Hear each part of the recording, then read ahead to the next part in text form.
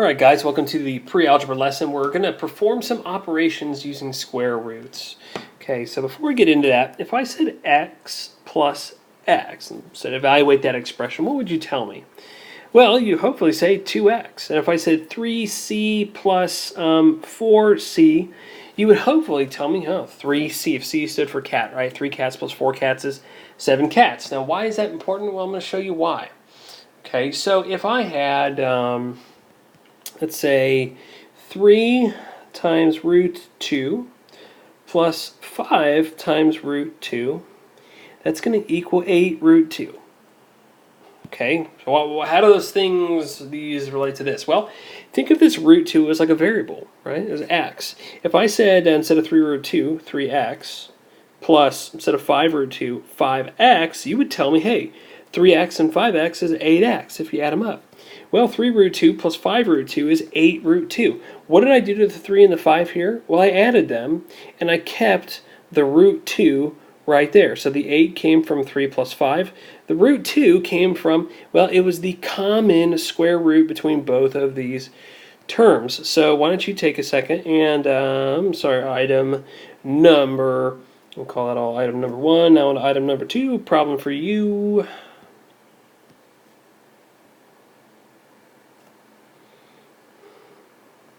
Try that one. Take 3 root 7 plus 7 root 7.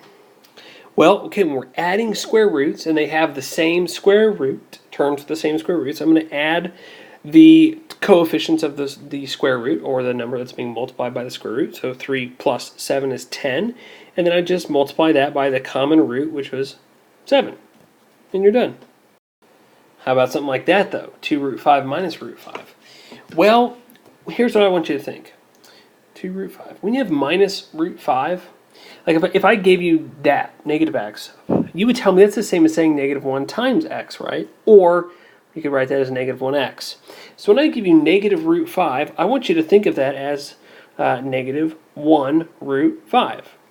Okay, so can we subtract these two terms? Well, they have the same roots, so yes. So I'm going to take 2 and then minus 1, so 2 minus 1 is 1, and multiply that by the common square root, which is 5. So 1 root 5 would be our answer, or you could just write it as root 5.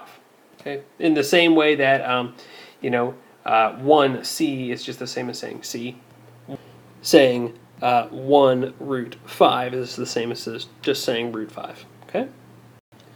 Well, what if we had evaluated an expression like this?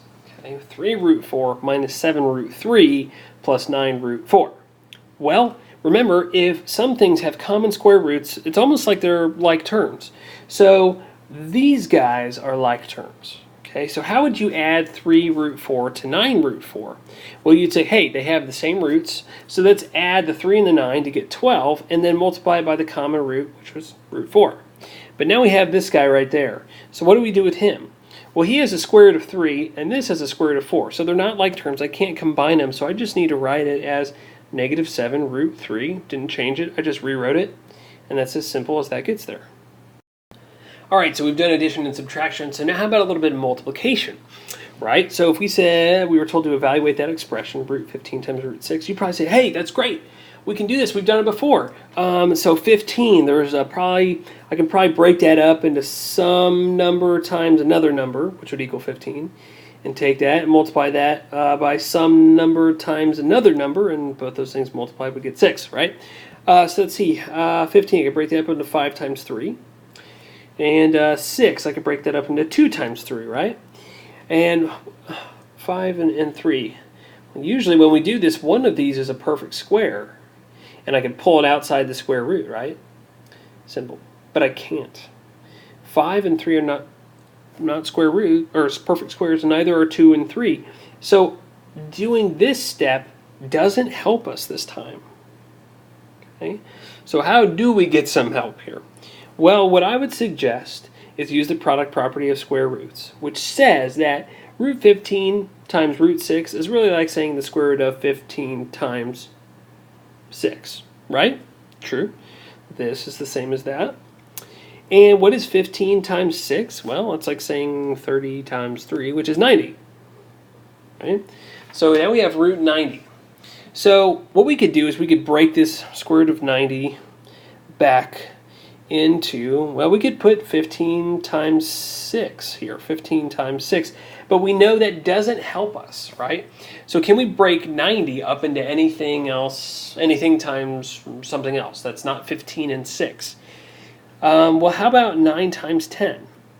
Well, is root 9 times 10 going to be any better than the square root of 15 times 6? Well, let's see. I can break this up into root 9 times root 10. But this time, unlike with the 15 and the 6, which neither of them contain any perfect squares, guess what? Square root of 9, that is a perfect square, right? Okay, what's the square root of 9? It's 3. Times square root of 10. Is 10 a perfect square? No. Is there anything inside of a 10 that would be a perfect square? Like, well, 2 times 5 is 10, but 2 is not a perfect square. 5 is not a perfect square. So we're done, except we need to rewrite it as 3 root 10 and get rid of that multiplication sign, and we're done. So why is that any better? Well, it's a little simpler, right? 3 root 10 is much simpler than root 15 times root 6. All right, so we've done addition, subtraction, and multiplication. Now how about some division? All right, the square root of 20 divided by the square root of 15. All right, well, you're probably thinking, hey, I know, product property of square roots. That's so great. We could make that into the square root of 4 times 5 and make that into the square root of 3 times 5. And see, I can make that square root of 4 times the square root of 5. Square root of 3 times 5. Can't really do anything with that. That just kind of needs to go back to being root 15. Let's see, square root of 4 is 2 times root 5 over root 15. Okay, here's the thing.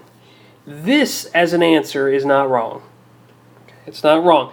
But I bet you we can get this to look simpler than what we've currently found. So let's go back. We had root 20 divided by root 15. Okay. Remember that the quotient property of square roots says that if I have something on top over a square root, under a square root, over something on bottom inside a square root, I can actually change that into one large root and make it 20 over 15, right? Going from here to here is fine, and going from here to here is also fine. Now, why did I do that? Well, let's think about it. What is 20 over 15? Well, it's a fraction. It doesn't give me a whole number, but can I simplify it? Well, what goes into 20 and 15? Well, I could divide both of them by 5, right? So 20 divided by 5 is 4. 15 divided by 5 is 3, right? So now we have the square root of 4/3. So going back the other way now, the square root of 4/3, I can rewrite that as the square root of 4 over the square root of 3. Now, why would I do that? Well, let's think about it for a sec. What is the square root of 4? Well, square root of 4 is 2, right? So now I have 2 over root 3, which is pretty awesome, right? And there's one other thing we can do to simplify this, because what we do not want is a radical in the bottom, okay? Radical in the denominator is bad, okay? It's bad. We do not want a radical in the denominator. So what we're actually going to do to get a radical out of the denominator is we're going to perform what's called Rationalize. So R-I-T-I-O-N-A. I got to look. R-I-T-I-O-N-A. I-Z-E. We're going to rationalize the denominator. Why? Because we want the denominator to be a rational number, right? A rational number. So I do that by multiplying both the top and the bottom of this fraction by the same thing, okay? What do you think I'm going to do? Well, whatever that radical is in the denominator, that's going to be what I multiply both the top and the bottom by. So times root 3 times root 3. Why did I do that? Well, on top, we get 2 times root 3, and that's just 2 root 3, and that's fine. But on bottom, what has happened? Well, when you take root 3 times root 3, Well, let's think. If you took 5 times 5, you'd say that's like saying 5 squared, right? So root 3 times root 3, well, it's a 3. That's like saying root 3 squared, right? That's a 3. I can't do 3's today. But what do we know about a squared that's inside a square root? Cancel, cancel, and you're just left with the 3 on the bottom. Now, can you simplify this root 3 and that 3 right there to become 1 and 1? No, because this is a 3, but square root of 3 isn't really 3, right? The square root of 3 is a decimal, approximately, is 1.73. So you can't simplify that.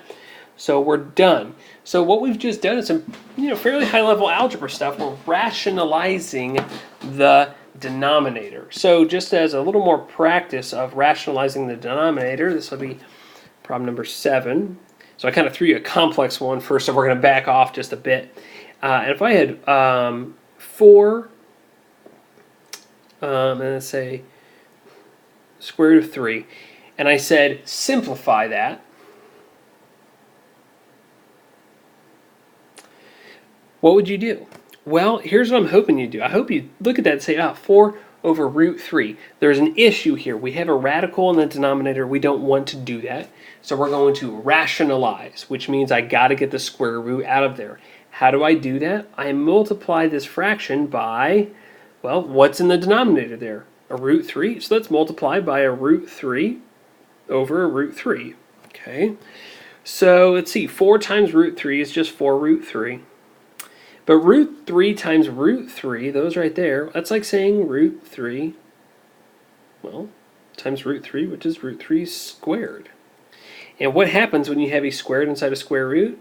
Cancel, cancel, you're just left with 3.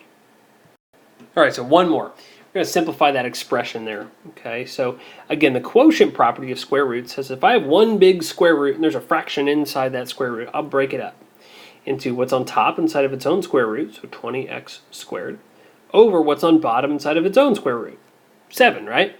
Okay, cool. So 20x squared. Let's work on the top first. Well, I know I can actually break that up into square root of 20 times the square root of x squared. And I'm not going to write anything in the denominator yet. We're just going to keep changing the numerator. So root 20, is that a perfect square? Is 20 a perfect square? No. So let's make it into square root of, instead of 20, how about 4 times 5? And we have this times, well, root square root of x squared. We have a squared inside a square root, so they cancel, leaving us with just x. Okay, and let's go one step further. We have root 4 times 5. I can make that into the square root of 4 times the square root of 5, and we have this times x there. And what is the square root of 4? Well, it's 2 times square root of 5, can't simplify that any further, times x. All right, and let's just leave that there for now. Actually, no, let's keep going. I'm going to rearrange this because of the commutative property of multiplication, which says I can just rearrange the terms into 2 times x times root 5, and I'm going to simplify it one step further by saying 2 times x is just like saying 2x, and 2x times root 5, I can just write it like that. So this is just rewriting that. All right, so it's quite a bit there, but let's get to our denominator, which was, let's see, we changed it into root 7, and that's where we kind of paused. So let's write square root of 7 down there. Now, can we leave it like this? No, because we have a radical in the denominator. Not good. We need to get it out of there. How do we do that? We're going to multiply both the top and the bottom by that denominator. In this problem, it's square root of 7, square root of 7, right? So if we do that, let's see, 2x root 5 times the square root of 7. That's going to be over, what's root 7 times root 7? Well, it's like saying the square root of 7 squared. Okay, and that cancels and cancels, so we're just left with the 7. All right, now, the radical is out of the denominator. That's good. But now we have something that's a little more complex on top. So let's keep going. Let's see. What does 2x mean? Well, it really means 2 times x. And what's in between this x and this root 5 that's invisible? Well, multiplication. And there we have multiplication as well. So this whole top is just something multiplied by something else, times something else, times something else. I'm going to rewrite that as 2 times x times the square root of 5 times the square root of 7. That's all over that 7. Okay? So why does this help me get closer to the proper answer? Well, I'll show you why. We have a root 5 times a root 7. Remember that product property of square roots? It says I can change that. Okay, so I still am going to keep the 2 times the x, but instead of root 5 times root 7, I'm going to change that into times root 5 times 7. It's all over 7. All right, so we're getting a step closer. Let's see. 2 times x, I'm going to make that 2x again, times, well, what's 5 times 7? That's 35. We're dividing that whole thing by 7 there as well. So can I simplify this any further? Well, I have to ask, root 35, is it a perfect square? No. Is there a perfect square that multiplies by something else to get 35? No, right? The only thing you can do to get 35 is 1 times 35, neither of those are perfect squares, and 5 times 7, we already know that neither of those are perfect squares, so we are actually done. I can't simplify the 2 over 7, it's not a fraction I can simplify, and that's the it. Alright guys, I know that was really complicated, but I bet you guys are capable of really getting this, and we're going to practice more in class, of course, but yeah, thanks for hanging with me. I'll see you later.